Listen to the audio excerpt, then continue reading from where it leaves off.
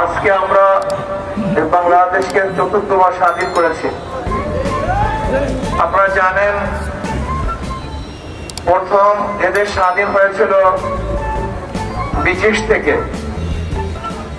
ব্রিটিশের জুলুম অত্যাচার অবিচারের বিরুদ্ধে মুসলমানরা প্রথম আন্দোলন করেছিল, সংগ্রাম করেছিল। এই ইতিহাস আমাদের অনেক মুসলমানদের জানা নেই।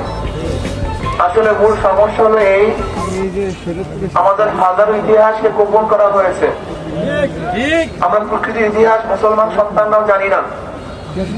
আপনারা জানেন এদেশ মুসলমানরা 750-800 বছর শাসন করেছিল, 1-2 দিন নয়। কিছু মুনাফিকের কারণে ব্রিটিশ 200 বছর শোষণ করেছিল। 1803 ঈসাই সালে যখন দিল্লির জাফর থেকে ব্রিটিশরা দিল্লি দখল করেছে, সে 1803 ঈসাই সালে শাহ ওলিউল্লাহ মুহাদ্দিস রহমাতুল্লাহ আলাইহির বড় সন্তান শাহ আব্দুল আজিজ সাহেব রহমাতুল্লাহ আলাইহি ঘোষণা দিয়েছিলেন, আজকে পাক উপমহাদেশ ইসলাম না দারুল হারব, কাজী এদের বিরুদ্ধে যুদ্ধ করা প্রত্যেকটা মুসলমানদের জন্য ফরজে আইন। 1803 ঈসাই সালেই ব্রিটিশ বিরুদ্ধে আন্দোলনের বীজ বপন হয়েছিল। 1947 সালে আমরা ভিন্ন আবার স্বাধীন হয়েছিলাম। পাকিস্তান নামে এক দেশ পেয়েছিলাম, ভারত থেকে দ্বিতীয়বার স্বাধীন হলাম। আবার 1971 সালে পশ্চিম পাকিস্তান থেকে আমরা বাংলাদেশ নামের দেশের মাধ্যমে স্বাধীন হয়েছিলাম। চতুর্থবার 2024 5ই আগস্ট ফ্যাসিস্ট এই খুনি শেখ হাসিনা থেকে আমরা স্বাধীনতা অর্জন করেছি। আমরা যেখানে দাঁড়ানো অবস্থায় আছি, মোট 4 বার স্বাধীন হয়েছিলাম। স্বাধীন হয়েছিলাম কেন? এই বারবার রক্ত দিয়েছি কেন? আমরা কেন বন্ধুত্ব গ্রহণ করেছি? কেন আন্দোলন সংগ্রাম করেছি? এইটা আমাদের বুঝতে হবে। ব্রিটিশরা শোষণ করেছিল, ওরা আমাদের অধিকারকে রক্ষা করতে পারে নাই, স্বাধীনতা দিতে পারে নাই। এর জন্যই কিন্তু ব্রিটিশদের বিরুদ্ধে আমরা আন্দোলন করেছিলাম। আমার ভারত থেকে আমরা পাকিস্তান নামে একটা দেশ আলাদা করছিলাম কেন? আমরা তো ছিলাম ভারতের সাথে।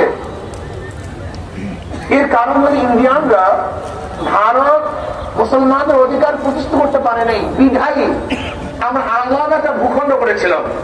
কিসের জন্য? স্বাধীনতার জন্য, সাম্য মানবিক মর্যাদার জন্য। আবার একত্রে স্বাধীন হয়েছিলাম কেন? এর কারণ হলো এই যে পশ্চিম পাকিস্তানিরা আমাদের স্বার্থ রক্ষা করতে পারে নাই, আমাদের অধিকার ফিরিয়ে দিতে পারে নাই। এই জন্য 71 সনের 3টা স্লোগানের ভিত্তিতে দেশ স্বাধীন হয়েছিল: সাম্য, মানবিক মর্যাদা, সামাজিক ন্যায় বিচার। সাম্য, মানবিক মর্যাদা, সামাজিক ন্যায় বিচার। অথচ আমাদের ছেলে যুবকরা জানিই না, ছাত্ররাও জানে না দেশ কেন স্বাধীন হয়েছে। আমরা কি জানি?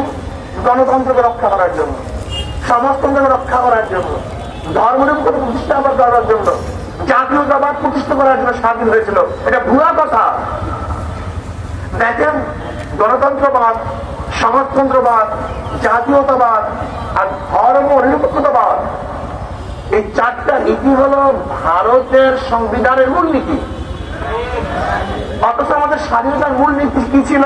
সাম্য, মানবিক মর্যাদা, সামাজিক ন্যায় বিচার। সেই স্লোগান আউট, 71 স্লোগান পুরো আউট।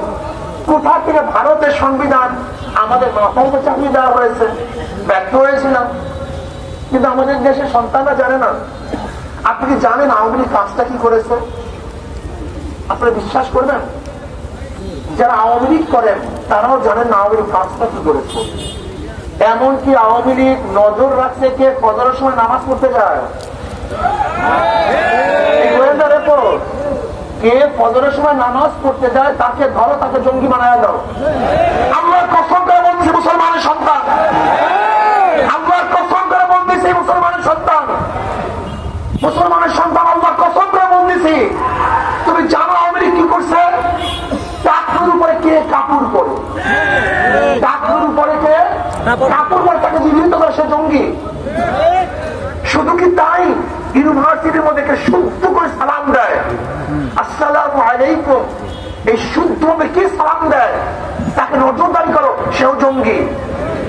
কে দাড়ি রাখে, কে টুপি পরে, কে নামাজ পড়ে, কে কলেমা পড়ে, এই গত রমজানে, এই যে গত রমজানে ইউনিভার্সিটির মধ্যে কোরআন তেলাওয়াত করতে দেওয়া হয়নি। এই গত রমজানে আপনি কি জানেন, এই গত রমজানে ইউনিভার্সিটির মধ্যে ইফতার মাহফিল করতে দেওয়া হয়নি। মুসলমানের সন্তান, ঘৃণা লাগে না তোমাদের? লজ্জা লাগে না তোমাদের? ঘৃণা লাগে না তোমাদের? এই গত রমজানে মুসলমান সন্তানরা ইফতার করতে বসছে, হাজার ইউনিভার্সিটির মধ্য থেকে লক্ষ্মী বাড়িয়ে তার ধরাই দেওয়া হয়েছে। আজকে বোরখা পরে ইউনিভার্সিটি করতে পারে না। অথচ তুমি কি জানো ইউনিভার্সিটি কার?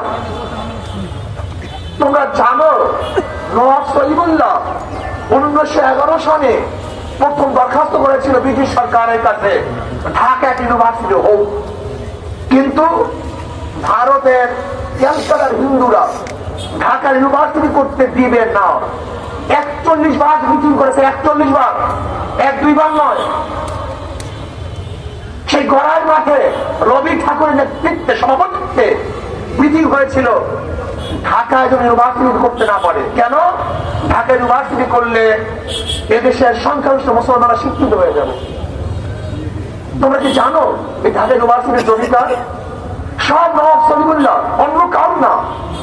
নওয়াব সলিমুল্লাহ তার কিন্তু জমি শুধু ঢাকা ইউনিভার্সিটি, বুয়েটের সমস্ত জমি তাও, ঢাকা মেডিকেল কলেজের সমস্ত জমি তাও। অথচ আজকে আমাদের সন্তানের, যুবক সন্তানরা জানি না নওয়াব সলিমুল্লাহকে। সেখানে রবি ঠাকুরের বন্দনা করা হয়, কিন্তু নওয়াব সলিমুল্লাহকে ভুলে যায়। সেখানে কাজী নজরুল ইসলাম হল, ইসলাম থাকবে নাকি সাম্প্রদায়িক হয়ে যায়। তো বিশ্বাস করতে পারবা? তুমি জানো হাজার ইউনিভার্সিটির ছাত্রলীগ যারা ছিল, ছাত্রলীগের হিন্দু, তারা তাদের হলের মধ্যে, রুমের মধ্যে মূর্তির ছবি রাখলে সাম্প্রদায়িক হতো না, কিন্তু কাবা শরীফের ছবি রাখলে সাম্প্রদায়িক হয়ে যেত। তুমি জানো আমাদের মেধাবী কিভাবে সাজানো হয়েছে? ধুতি পরলে, পয়তা পরলে আমরা তাকে সাম্প্রদায়িক বলতাম না, কিন্তু টুপি পরলে, দাড়ি রাখলে, পাগড়ি পরলে আমাদের সাম্প্রদায়িক বলতাম। তুমি দেখেছো আওয়ামী লীগ কি করেছে? পুরো শিক্ষাঙ্গনের মধ্যে হিন্দুত্ববাদ, নাস্তিকতাবাদ ঢুকিয়ে দিয়েছে। মুসলিম শিক্ষা, ইসলাম শিক্ষার মধ্যে দেবী মূর্তি ঢুকিয়ে দিয়েছে। আর তুমি সেই আওয়ামী লীগ করতেছো। তুমি জানো আওয়ামী লীগের অবস্থা কি, প্ল্যানটা কি ছিল? আওয়ামী লীগের প্ল্যান ছিল আস্তে আস্তে, দেখো একটা জাতিকে পুরো পরিবর্তন করার জন্য দুইটা জিনিসের প্রয়োজন, শিক্ষা এবং সংস্কৃতি। শিক্ষা এবং সংস্কৃতির পরিবর্তনের মাধ্যমে একটা খ্রিস্টান জাতিকে মুসলমান বানানো যায়, একটা মুসলমান জাতিকে খ্রিস্টান বানানো যায়, একটা হিন্দু জাতিকে মুসলমান বানানো যায়, একটা মুসলিম জাতিকে হিন্দু বানানো যায়। কয়টা জিনিসের ভিত্তি দেয়? কি কি? শিক্ষা এবং সংস্কৃতি। এই শিক্ষা এবং সংস্কৃতিকে এমন ভাবে ঢেলে সাজানো হয়েছে, আমাদের ছোট ছোট বাচ্চারা কি জানে যে আমরা মানুষ থেকে জন্ম হই নাই, বানর থেকে জন্ম হয়েছি। এই শিক্ষা তোমাদের দেওয়া হয়েছে তোমাদেরকে।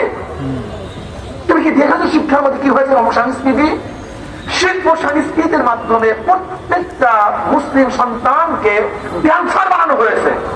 ড্যান্সার, প্রত্যেকটা মেয়েকে ড্যান্স দিতে হবে, প্রত্যেকটা মেয়েকে।